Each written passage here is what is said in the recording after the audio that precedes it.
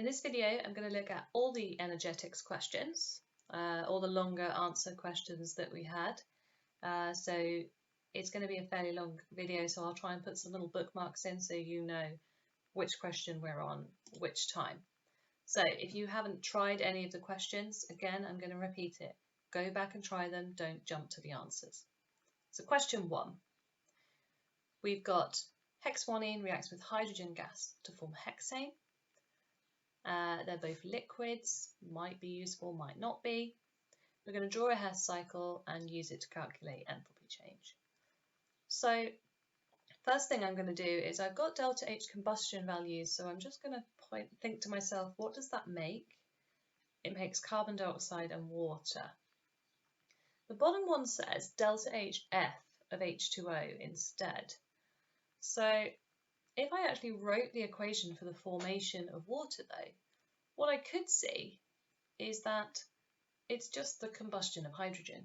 Okay, so they've just written it a slightly different way to confuse you, but there is a product in common.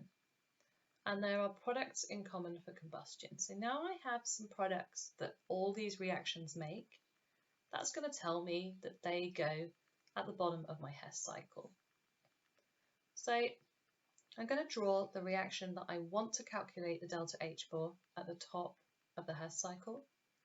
And that's going to be my hexguanine, C6H12, plus hydrogen makes hexane, C6H14. I'm putting state symbols in because it's a really good habit to get into when you're doing energy change questions. I'm also balancing it. Technically, to do the calculation you don't need to, but then again, balancing is important for when we do moles and kilojoules per moles and actually working it all out. So I put my carbon dioxide and water down the bottom. Because they are products, that is why the arrow is going from the organic compounds to the CO2 and the water. And then I'm going to put in my values. So I have combustion of hexguanine and combustion of hydrogen, or formation of water from hydrogen. And then I have my value for combustion of hexane on the right hand side. And it's this delta H at the top is the one I want to find. So I'm going to use the arrows technique. Where can I start and follow two arrows and then end up in the same place as if I just followed one arrow? Oh, and I'm also going to calculate by adding together those two numbers on the left hand side so that when I rearrange it, I'm ready and I've got my number there. So using the arrows technique, let's go back to that. I can follow the delta H arrow and then the combustion of hexane, and I'll end up in the same place as if I had gone straight down the arrow on the left hand side. So what does that mean? It means that my delta H is basically equal to that left hand side arrow, which is 4, 2, 8, 9, take away 4, 1, 6, 3, because I have to add delta H to 4, 1, 6, 3 to get that answer. And I get an answer of minus 126 kilojoules per mole. Sense checking. Does it make sense? Yes. Okay, next one, question 2. We are going through these quite quickly. Enthalpy of combustion for butane. And we've got the information given to us. So of course the first thing I'm going to do is write an equation at the top for the enthalpy of combustion for butane. So I'm not going to balance it until I've written everything that I've made. So I've made CO2 and H2O. For combustion, I always want to balance the right hand side first. So I'm going to go 4 carbon dioxides because there's 4 C's, 5 H2O's because there are 10 H's. Then I can work out my oxygen. It's a bit awkward. So it's awkward because 4 times 2 for my CO2 is 8 on the right hand side. And then I've got 5 oxygens for my water. So I've got 13 oxygen atoms to make out of my oxygen molecules, hence why we do 6.5. What I'm not going to do is double everything up because I'm finding the enthalpy of combustion, which is defined as 1 mole, burning 1 mole of C4H10. So I don't want to put a 2 in front of that.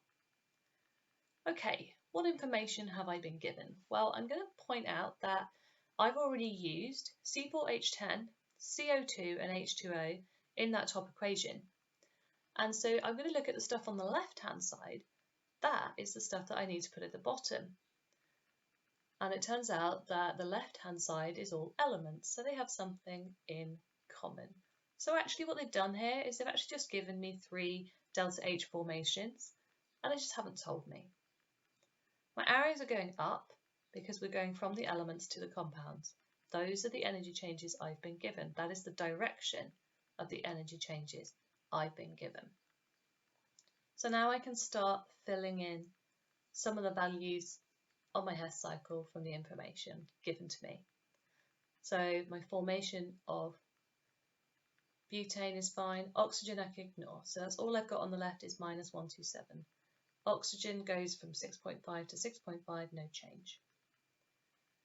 Then we have 4 lots of carbon dioxide and 5 lots of water. So I need to do 4 times -394, 5 times 286.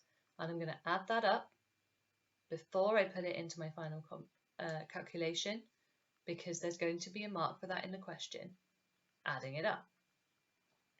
And then delta H that I'm trying to find is the arrow across the top. So like before, I'm going to look at the direction that I can go in. Where can I start and end up in the same place by following 2 arrows or 1 arrow?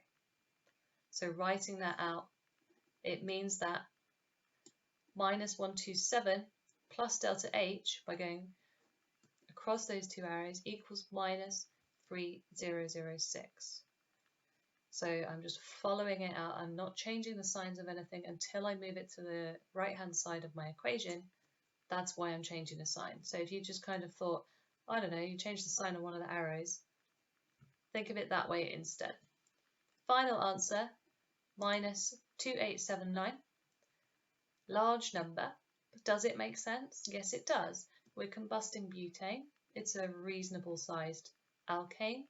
Combustion is a very exothermic reaction.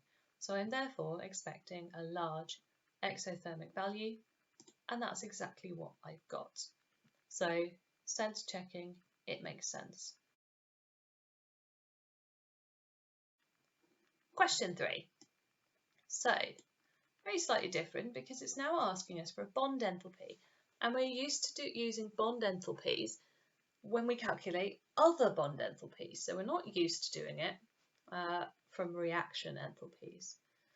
So I might take a moment just to draw ethane and look at the bonding in ethane. There's 1 carbon-carbon bond and 6 carbon-hydrogen bonds. And that is the bond that I'm trying to find the energy for. So this is a tricky one. But I've been given the standard enthalpy of formation of ethane. So my first thought would be I'm going to write an equation for that. When you write formation, do the right-hand side first. That means that you can then balance the left-hand side based on what you're making on the right. So I'll need 2 carbons and 3 moles of H2 to make my ethane. Okay, so I have that value. Normally I wouldn't put something at the top if I knew the value, but I'm going to do that this time. Then I've got, what it means is I've used carbon and hydrogen, solid carbon and diatomic hydrogen, and I've used ethane, but those values in green, those symbols there, I haven't used anywhere. So that is telling me, like before, what goes at the bottom of my Hess cycle. It's the stuff I haven't used. I'm not going to worry too much about it. I'm going to balance it according to the carbon and the hydrogen I've got on the left. And what I do know though is I have got 2 equations for carbon and hydrogen. So I can put an arrow there. So what am I going to do with the right hand arrow? Well, I've just been going back to my molecule of ethane and realizing that to get from ethane to atomic gaseous carbon and hydrogen, I basically need to break all of the bonds in ethane. So looking at what I've written on the right hand side, a lot of people don't really associate bond enthalpy with a chemical reaction, but that is exactly what is happening. if you take ethane and break all the bonds, you will end up with single gaseous atoms, carbon and hydrogen. On the left-hand side, incidentally, this going from, say, solid carbon to carbon gas and going from H2 to H, this is called atomization. If you haven't done it yet, you will do it when you do Born-Haber cycles. So that is where this comes from. It says enthalpy of atomization up there. I included the equation because you may not know what the enthalpy of atomization is yet. But you do know what bond enthalpies are. So it is just making links between the different elements that you have, the compounds that you have, where you've written them and where the arrows go to. So I actually now have the information that I need in my Hess cycle. I'm going to start putting in the values that I know from the question. So what do I know? I know the enthalpy of formation of ethane is minus 85, so I'll pop that up there. And then looking at the left-hand side, I know that the value for making 1 mole of carbon gas is 717, so I times by 2. Be careful here to make 6 moles of hydrogen gas, because it's making 1H and there are 6 H's at the bottom, so I need 6 times 218. And then as before, I'm going to add the total up there so I know what's going on. Okay, right, those bonds are kind of in the way of my writing my calculation on the right hand side, so I'm just going to get rid of them and write what I know. So I know the CC bond. I don't know that one, that's the only thing I don't know, so I'm going to write CC. But I do know the enthalpy of CH, and so I'm going to do 6 lots of CH bonds is 413. So I now have a cycle where I can use the arrows approach to work out what I'm going to do once I've calculated my 6 lots of 413. Okay. So I'm then going to work out arrow approach. This time I don't have a delta H, it's the CC bond that I'm trying to find. So I'm going to follow from left down to the bottom right corner, minus 85 plus my CC bond plus my 2478. That's the total enthalpy change of starting at 2C plus 3H2 and going down to 2C plus 6H. And then the other way of going from there to there is 2742. So I'm just going to rearrange it to find the energy of the CC bond. So it's going to be 2742. I'm going to add on 85 and take away 2478. And that's how I'm getting my value for my CC bond, which gives me a positive value, which I'd expect because we're breaking a bond, 349 kilojoules per mole. Definitely makes sense. It's a reasonable size for a bond enthalpy. The bond enthalpy of CH was 413. Question 4. So, enthalpy change of formation of bromoethane from the data that we've been given. A lot of similar questions about organic compounds here. So I'm trying to make a formation. I'm going to put that at the top like I did with the last question. And remember that to do a formation, I write on the right hand side first. And then we've got 2 moles of carbon are needed. Awkwardly, I need 2.5 moles of H2, and then I need half a mole of Br2. And I'll put all their standard states. So I'm going to put liquid for Br2 as a standard state, although it is given as a gas in the other reaction. So looking at what I've used, that's another thing we're going to do. I've used C2H5Br. I've used carbon and hydrogen and bromine as elements. So I've done all of those. And so what I've got left is ethene. I haven't used that anywhere yet.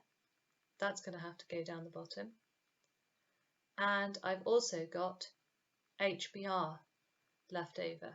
So I've not used HBr anywhere in the Hess cycle. I know I can do an arrow down from carbon and hydrogen to ethene because I have that reaction. And so HBr, as I said, is one of the things that I've got left. HBr is going to be added to ethene because that's the reaction at the bottom of the table. C2H4 plus HBr makes C2H5Br. So I've now linked the three reactions together. The one that I don't know at the top, and then I do know the enthalpy changes for the other two arrows. So I can now start writing those in. I know the formation of ethene, it's 52.2, and that is also the formation of HBr underneath. So these are both delta HFs, they just haven't been given to you and told that they're formations. And then this one is a reaction arrow, and it's minus 106.3. So we're going to use the same technique. This one is really easy to rearrange. It's very rare to get a Hess cycle like this. So the reason it's rare is because I can actually start, I always talk over myself doing the calculations, don't I? Adding up the left-hand side, my apologies. Now I'm going to work out what delta H is. And it's really easy because I can start on the left and I can actually follow the arrows all the way from the left to the bottom and back up to the right, which means all my arrows are going in the correct direction and I have no rearranging to do because delta H equals the energy change going from C2 and H2 blah blah blah to C2H4, and then the energy change of the reaction between them to make C2H5Br. And so my answer is minus 90.5 kilojoules per mole. Exothermic, that's usual for a formation enthalpy, so it's what I would expect. It's not huge. On to question 5. This one is much bigger. So it's not much more difficult though, just longer. Okay, so we've got decomposition reaction, which we have to measure indirectly, and then we've got some information, some numbers, so I'm going to highlight the numbers. Got the mass of calcium carbonate, the volume and concentration of acid. I've got an equation between the calcium carbonate and the acid, and I've got the temperature increase. Then I've got the same information again for a second experiment involving calcium oxide and the temperature increase. Also down the bottom, I've got two assumptions which tell me straight away I'm going to use MC delta T to find the number of joules released in the reaction. So actually I'm just going to focus first on calculating enthalpy changes for experiments A and B, because that's a large part of the question and it's really accessible to do even if you get stuck on the Hess cycle bit. So experiment A, I've got the mass in grams of calcium carbonate. I need to work out delta H, enthalpy change. And remember the units of that are kilojoules per mole. So if I want to work out kilojoules per mole, I need to separately work out how many kilojoules and how many moles are being used in this reaction. So using specific heat capacity, 50 centimetre cubed is 50 grams of solution. I'm using 2.5 for the mass, sorry, not for the mass, for the temperature change, and 4.18 for the specific heat capacity, and I get 522.5 joules of energy released. Turning that into kilojoules, I just divide by 1,000. And so I've got how many kilojoules released. I need to know how many moles of calcium carbonate. How I know it's calcium carbonate, I could work it out. Basically, the hydrochloric acid, it tells me it is in excess, so I don't need to worry about the moles of acid. I can work out the MR of calcium carbonate. So my moles is 2.5 grams divided by 100.1 is 0.025 moles. Now I've got my moles, I've got my kilojoules. It's a very easy calculation to work out kilojoules per mole just by doing kilojoules divided by mole. So that would be 0.5225 divided by 0.025. So I've now got the delta H for the reaction of calcium carbonate and hydrochloric acid. I'm going to stick in my units, and I'm also going to put a minus sign because the temperature increased, and it's a delta H. Okay, experiment B then, it's all basically the same calculations with different numbers, and in fact numbers aren't very different at all in some cases. So still using specific heat capacity, same volume of acid, bigger temperature change, same specific heat capacity of water. This time I'm obviously going to get more joules out than before. We've got 4,702.5, and I'm going to divide by 1,000 to get kilojoules. You could be rounding up this number as you go along. Ignore my random decimal place there. But I wouldn't recommend rounding up your number as you go along, because you're going to make it a bigger number and it might change your final answer. Working out the MR of calcium oxide tells me the moles. I've got 1.4 grams this time, divided by the MR, 0.025 moles of it. And I'm just going back up to put my units up there. So I have kilojoules and I have moles. And then my delta H, again, is just kilojoules per mole. So that would be 4.7025 divided by 0.025. And that's going to give me my answer in kilojoules per mole. So one thing to really check as you're going along is that you've used both the temperatures, both the masses of the solids. The one thing I haven't used is the concentration of the acid, but I was told it was in excess, so that was a bit of a red herring. Didn't need to do any mole acid calculations. Okay, so what to do now? Basically, I've got these two equations, which I was given in the question, and I calculated the energy change in kilojoules per mole. But the question wants to know what the enthalpy change is for this reaction. So since I'm using two other reactions, I must be using a Hess cycle. So I'm going to write the reaction I want, the decomposition of calcium carbonate, at the top of my Hess cycle. So what am I going to put at the bottom? Well, I've used calcium carbonate and I've used calcium oxide. So again, this is the same idea of going across the equations and just seeing what you've already picked out in terms of chemicals. And then look for things that are in common between equations. So both of them add 2HCl, and both of my equations make calcium chloride and water. So adding HCl is the same as adding oxygen in combustion, and we don't really think about it. We don't normally write the oxygen in. But before, when we did a combustion, we had common products, CO2 and H2O. Here we have common products, calcium chloride and H2O.